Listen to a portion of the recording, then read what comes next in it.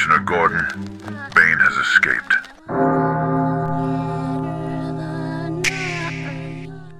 There is a frequency few can hear. It does not hum with popularity. It doesn't echo through group chats or social feeds. It does not vibrate through shallow motivation or recycled success quotes. It is quiet. It is precise. It is violent in its refinement. The 0.1% operate on this wavelength not because they were handed better lives, but because they tuned themselves to discomfort. While most seek stimulation, they seek stillness. While the masses chase validation, they chase calibration. The world screams for attention. The rarest men whisper through execution. They aren't louder, they are tuned. The frequency is forged in solitude, not applause. This frequency cannot be streamed. It cannot be learned by osmosis. It is not found in podcasts, tweets, or highlight reels.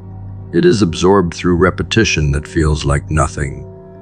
Through thousands of hours where no one claps, no one calls, and nothing moves. But the man keeps moving anyway, because the 0.1% don't need momentum to act. They create it through stillness. Every movement is deliberate. Every silence is armor. They do not rush. They do not fidget. They build tectonic plates while others chase surface ripples. Their pace is not fast. It is foundational. And the world bends to the man who builds from that depth. The rarest frequency is not a skill set. It is a nervous system forged in the fire of unacknowledged discipline. It's the capacity to remain unseen while building something that will soon be undeniable. It is refusing to lower your standard just because the market can't comprehend your vision yet. The 0.1% walk through rooms misunderstood, not because they are unclear, but because the world has not caught up. They are accused of arrogance, isolation, and intensity. But it is not arrogance, it is alignment. They do not seek to be understood. They seek to become undeniable through outcome. You can't hear this frequency if you're addicted to feedback. You can't enter this realm if your energy leaks every time someone doubts you. The door to this level is guarded by boredom, rejection, and ridicule. Most tap out. They think the silence means failure. They think the friction means something is broken. But the friction is confirmation that you are moving against the current of mediocrity, that you have stopped orbiting predictable routines and have entered the wilderness where new systems are born. The 0.1% are not handed freedom. They buy it with loneliness and endurance. The difference between noise and signal is cost. Noise is free, signal is paid for in blood, in sacrifices most will never see. While others party on weekends, the 0.1% vanish, not because they are antisocial, but because they are spiritual with their attention. They treat their focus like a rare resource, because it is. The world runs on distraction. These men run on devotion, and that's why they always feel alien. Their rhythm doesn't match society's beat. They disappear from public view long enough to return with something no one can compete with. There's a price for this frequency. It costs your comfort. It costs your need to explain yourself. It costs your attachment to being liked, understood, and invited. You must become unrecognizable to your past self. You must become untouchable by shallow emotion. Every day is war, not with the world, but with the gravity of convenience. The 0.1% are not disciplined because it looks good. They are disciplined because any other way of being feels like betrayal. They would rather fail privately on their own terms than succeed publicly on someone else's algorithm. When most people ask how to get to the top, they want tactics, they want habits, they want shortcuts. But the truth is, this frequency cannot be mimicked. You don't act your way into it. You burn your way into it. You strip away every excuse, every shallow identity, every counterfeit belief that made you tolerable to the average. You build in the dark until the work has a soul of its own, until the thing you're building stops being a project and becomes your proof. That is when the frequency changes. People don't follow you because you say the right words. They follow because you vibrate differently. There is something in the way you sit, the way you don't flinch when others spiral, the way you don't need credit because you already carry consequence. That's what the 0.1% carry. Consequence. Their presence is heavy, not performative. They walk into a room and the oxygen shifts. Not because they dominate, but because they don't need to. That kind of power is never spoken. It is felt in the gaps between gestures. In the discipline you never had to explain. You will lose people chasing this level. Not because they hate you, but because they no longer recognize you. You will confuse your family. You will alienate your peers. You will be told to soften, to slow down, to be more normal. But the 0.1% were never made to blend in. They were built to distort expectation, to break form, to fracture the illusion that greatness is earned through balance. It is not. It is earned through obsession, precision, and ritual. Every day you obey this standard, you leave behind the version of you that once begged for convenience. The 0.1% understand that action creates energy. They don't rely on motivation because they've outgrown the need for emotional approval from their nervous system. While others look in the mirror and try to hype themselves into discipline, these men embed their rules into identity. It is not about effort. It is about configuration. They design themselves to move regardless of feeling. They don't rise to the occasion. They revert to code. Their protocol is clear. If the alarm goes off, they rise. If it's on the calendar, it gets done. If it hurts, they go anyway. They do not negotiate with feelings. They operate from embedded function. Discipline for the average man is an external force. It requires friction. It exhausts willpower. But for the elite, it is internalized to the point of being unconscious. It does not take energy. It returns energy. Because there is no inner war, no justification, no journaling their way into doing what must be done. Their routines are not tools, they are weapons, sharpened over years of trial, error, and refusal to fall out of sync. They don't decide who they are each day. That decision was made years ago, and every day is simply a reenactment of that contract. That's the difference. While others wake up wondering what they feel like doing, the 0.1% wake up to execute. They don't view habits as trends. They don't romanticize routine. They mechanize it. They strip it down to signal and response. Wake, train, work, recover, repeat. There is beauty in their simplicity, but it is not poetic. It is violent in how non-negotiable it is. Their lives aren't optimized for dopamine. They are optimized for impact. They do not need to be pushed. They've removed the parts of themselves that wait to be. You cannot outwork a man who no longer requires a reason. He's not chasing motivation, he is the process. Their environment does not control them. They become the environment. Wherever they land, the rhythm follows. You can throw them into chaos, and they will still follow protocol. Because their operating system is self-contained. While others adapt to the weather, they are the weather. Their choices don't collapse under fatigue, nor shift under pressure, because fatigue was baked into the design. Pressure was expected. They don't react, they reinforce. You think you're watching a man push through difficulty, but in reality, you're watching a man simply run his code. Resilience is not summoned, it's automated. The 0.1% don't need to remind themselves to persist. They've removed the identity that even considers quitting. Quitting would require a conversation with a self they've already buried. That version of them, the one who questioned everything, was dismantled piece by piece until only direction remained. When they suffer, it's not personal. It's procedural. Pain is feedback, delay is data, but the system continues. No reboot, no meltdown, just cold, relentless execution. Their fallback setting is forward. This is why the world misunderstands them. They appear robotic, detached, emotionless. But that's not what's happening. They are not numb. They are streamlined. Every excess emotion that interrupts movement has been burned away. They feel, but they don't obey their feelings. And that is power. That is freedom. To move even when your bones ache and your spirit flickers. To carry out the plan while the crowd panics. To obey your highest protocol instead of your lowest impulse. They build themselves like software. Every failure is a patch.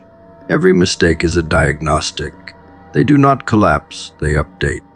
What breaks others for months becomes a 5-minute correction. Because they are not protecting an ego. They are protecting a mission. And a man with a mission has no time to explain himself. He disappears. Not because he's avoiding the world, but because he's upgrading behind closed doors. And when he returns, he doesn't ask for validation. He functions at a level that makes validation unnecessary. The 0.1% remove triggers before they remove bad habits. They don't trust their will, they trust their system. They arrange their day like a battlefield, eliminating every weak point, every temptation, every leak. The world wants to multitask. They want to win. And that means designing a life where the only friction is growth. They don't scroll to escape. They don't vent to feel seen. They don't negotiate their rituals. Every hour is leveraged. Every environment is engineered. They don't rise because they're inspired. They rise because the protocol demands it. They don't talk about motivation because they've outpaced it. They know it's temporary. They know it burns out. So they replaced it with identity. Identity backed by behavior, behavior backed by systems, systems refined by solitude. And that is why they walk alone. Because few are willing to live by that kind of self-authorship. Few are willing to destroy the easy versions of themselves. But those who do, they move like inevitability, not because they know the outcome, but because their process is non-optional. The average man hears words. The rare man hears structures. Cognitive bandwidth is not about how much information you can hold. It's about how many simultaneous processes your mind can orchestrate without collapsing. Most minds are bottlenecked by emotion, by distraction, by cultural static pretending to be urgency. But those who operate above the threshold see bandwidth as a weapon. They allocate attention like military budgets, tactically, surgically, without apology. They train their cognition to run multiple simulations while others still fumble with linear logic. While the masses listen to noise, these few are tracing frequency. They extract signal not from clarity, but from compression. That is how they remain 5 moves ahead, not through speed, through bandwidth. Societal deprogramming is not aesthetic rebellion. It is psychological surgery. It is the conscious removal of every idea you did not choose. From school to status to ambition, most people are walking museums of borrowed thoughts. The few who rise see this as pollution. They erase before they add. They strip before they build. They don't rebel for spectacle. They rebel for accuracy. Because as long as you obey the inherited frame, you will remain predictable. And predictability is death to freedom. So they recode themselves, not with slogans, with solitude, with brutal inventory, with questions no one wants to ask. Who gave me this belief? Who benefits if I stay like this? What identity must die for the real one to emerge? That is the deprogramming. It is not loud. It is surgical. And it is the cost of entering the frequency of the few. Identity systems are scaffolding for behavior. If you do not architect who you are, you will be animated by default loops. People think they have habits. They don't. They have automated identities, systems of self that either limit or liberate. The elite build these like empires. Every thought vetted, every emotion filtered, every action tied to a central structure. They don't rely on discipline. They rely on design. They make it impossible to break character because their identity doesn't allow for anything less. Their decisions are not about goals. They are about compatibility. Does this behavior fit the version of me I'm becoming? If not, it dies. There is no drama, no delay, just deletion. That's what separates signal from noise. Systems, not spikes. Dopamine theory is not about addiction. It's about economy. Every decision is a bid for neurochemical reward. The rarest men invert the game. They engineer their environment to reward friction instead of fantasy. They wire their pleasure centers to spike not at completion, but at beginning. They get high on hard starts, on repetition that makes others quit. They understand the loop. Action creates dopamine. Dopamine reinforces action. Most men become slaves to outcomes. The few become masters of input. They hijack the reward system by linking it to process. That's not self-help. That's neural warfare. And those who win that war no longer need external stimulation. They've turned themselves into a closed loop of performance. Pattern recognition is not intelligence. It is time compression. The elite don't just see what's in front of them. They see what it implies. They forecast, not with prediction, but with precision. They recognize micro signals that reveal macro truths. They listen to language as if it's code. They scan environments like chessboards. Most people are reactive. They need proof before they move. The rare ones need only pattern. They recognize when history is repeating, when energy is shifting, when signals emerge from noise. They don't move because it's popular. They move because it's inevitable. Pattern recognition isn't magic. It's calibration. And those who train it become immune to hype. Energetic asymmetry is not charisma. It is consequence. It's what happens when someone's presence alters the room without them saying a word. The few don't project power. They hold it. They don't steal energy. They command it by refusing to leak theirs. Their silence weighs more than most people's speeches, because it's backed by density, by scars, by systems. When they speak, it's not volume, it's voltage. They move less, but affect more. They make stillness feel like thunder. That's energetic asymmetry. It can't be taught. It is earned. And once you carry it, you don't need to prove anything. Everything that separates the elite from the average is layered, not linear. You cannot mimic one trait and expect the result, because each trait reinforces the next. Cognitive bandwidth expands when dopamine is rewired. Identity becomes immovable when societal noise is removed. Pattern recognition sharpens when solitude is embraced. These are not tactics, they are symphonies. The mistake most people make is isolating traits instead of integrating them. The top 0.1% aren't just disciplined or smart or driven. They are stacked, every advantage multiplied by every other. That's what signal is. It's compounded structure. The noise begs for content. The signal builds context. The noise wants approval. The signal creates architecture.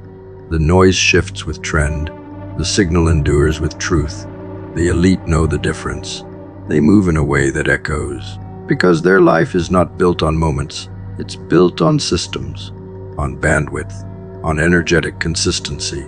You will never find them chasing relevance. They are too busy building what becomes inevitable. They do not explain. They exist as proof, and that proof is quiet, dense, unshakable. Most people orbit ideas. The rare ones become them. They don't study philosophy. They live as a system of values. They don't dabble in performance psychology. They operate as the outcome of those principles. The gap is embodiment. You don't understand bandwidth until your decisions drain you. You don't grasp identity systems until your default wins without effort. You don't feel energetic asymmetry until silence becomes more effective than strategy. These ideas are not concepts, they are frequencies, and they only reward those who sacrifice for signal. This is the full range. Each trait is a gate, and every gate must be passed with blood, not applause. What separates signal from noise is not knowledge. It is conversion. Turning frameworks into function, turning thought into protocol, and turning identity into a weaponized algorithm. The few who walk this path do not share it to be understood. They share it to see who else has blood, who else is tuned, who else has become the frequency. Because in the end, this isn't about tips. It is about becoming rare. And in that rarity, silence becomes loud, results become narrative, and signal drowns noise. You do not become what you think. You become what you witness yourself doing. Most people are prisoners of invisible feedback loops. They wait to feel confident before taking bold action. But the rarest men move anyway. And when they move, their identity follows. Because the mind is watching, always watching. It observes your actions like a silent judge, taking notes, rewriting the script of who you are with each decision. Not based on your dreams, not based on your affirmations, but on what you did. You read one book and the brain says maybe he's a learner. You run 1 mile and it says maybe he's disciplined. You keep showing up and suddenly it says this man is unstoppable. That is self-perception. You build belief through behavior. People wait for evidence before they move. The elite create evidence. They do not act based on who they believe they are.